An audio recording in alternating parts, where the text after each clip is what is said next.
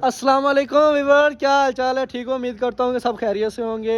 जैसा कि आप हमारा पेज देख रहे हैं डेली व्लॉग्स, ठीक है। मेरा नाम है वसीम अली, ये है दिल भाई और वो है ज़ुहैब भाई, ठीक है। तो एक हमारा टीम मेंबर वो है मिस, वो थोड़ा सा काम गया हुआ है, वो कल तक वापस आ जाएगा। वो हमारे व्लॉग में लाजमी कल आएगा, ठीक है। तो आज हमारे ना पेज का पहला व्लॉग है, तो हम चाह रहे थे कि हमारा पहला व्लॉग बिस्मिल्लाह से स्टार्ट हो। हम पेज की पहली वीडियो स्टार्ट कर रहे हैं बिस्मिल्लाहिर्रहमानिर्रहीम से। गाइस, ये हमारा छोटा सा पार्क और जिसमें हम सब दोस्त शाम को मिलके गपशप लगाते हैं, ये देखें। और चलिए आज हम ना आपको अपने मोहल्ले का व्यू करवाते हैं। आओ चलो हम आपको ना अपने मोहल्ले का व्यू करवाते हैं। आओ ज़ुहैब भाई चलें।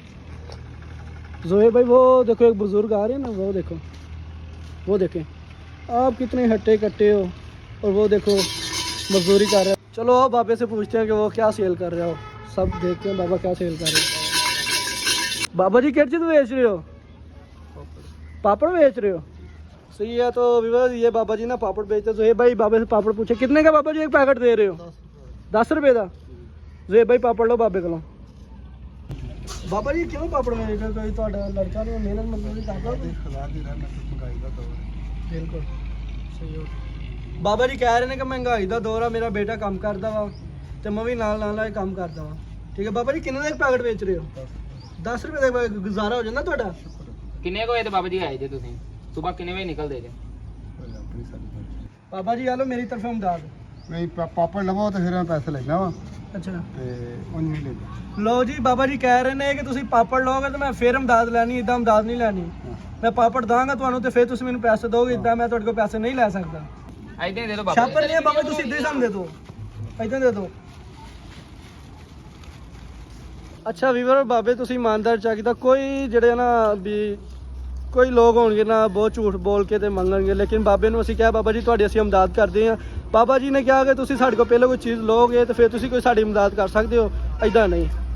ਚਲੋ ਖੈਰ ਛੱਡੋ। ਆ ਜਿਹੜੇ ਪਾਪੜ ਹੈ ਨਾ ਇਹ ਅਸੀਂ ਅੱਗੇ ਨਾ ਬੱਚਿਆਂ 'ਚ ਤਕਸੀਮ ਕਰਦੇ ਹਾਂ। ਉਹ ਬੱਚੇ ਸਾਹਮਣੇ ਖੇਡ ਰਹੇ ਨੇ ਤੇ ਇਹ ਪਾਪੜ ਅਸੀਂ ਆਪਣੇ ਬੱਚਿਆਂ ਨੂੰ ਦਿੰਦੇ ਹਾਂ। ਇੱਕ ਇਹਦੀ ਬਣਵਾ ਦਿਓ। ਐਸੋ ਭਾਈ ਆ ਇੱਕ ਬੱਚਾ ਖੜਾ ਇਹਨੂੰ ਪਾਪੜ ਦੋ। ਹੈਲੋ ਬੇਟਾ ਪਾਪੜ ਖਾਓ ਮਜ਼ਾ ਲਓ।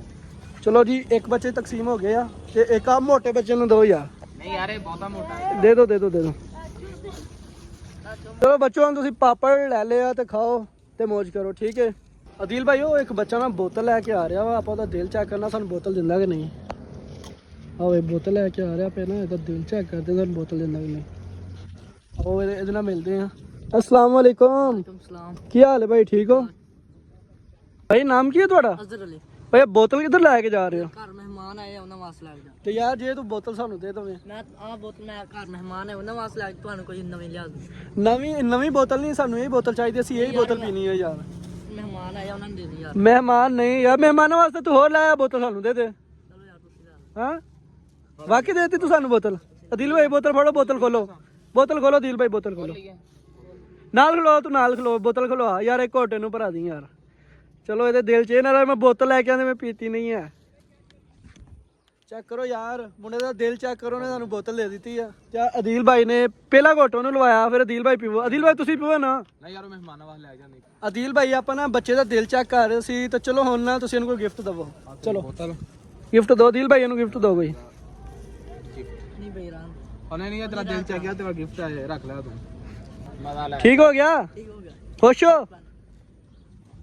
ਅਦੀਲ ਭਾਈ ਨੇ ਬੱਚੇ ਨੂੰ 5000 ਰੁਪਏ ਦਿੱਤਾ, ਬੱਚਾ ਉਹ ਖੁਸ਼ ਹੋ ਗਿਆ। ਤੇ ਉਹਦਾ ਅਸੀਂ ਦਿਲ ਵੀ ਚੈੱਕ ਕਰ ਰਹੇ ਯਾਰ, ਬਹੁਤ ਅੱਛੇ ਬੱਚੇ ਆ ਸਾਡੇ ਮੁਹੱਲੇ ਦੇ, ਉਹਨਾਂ ਸਾਨੂੰ ਬੋਤਲ ਚੈੱਕ ਕਰਾਈ ਆ।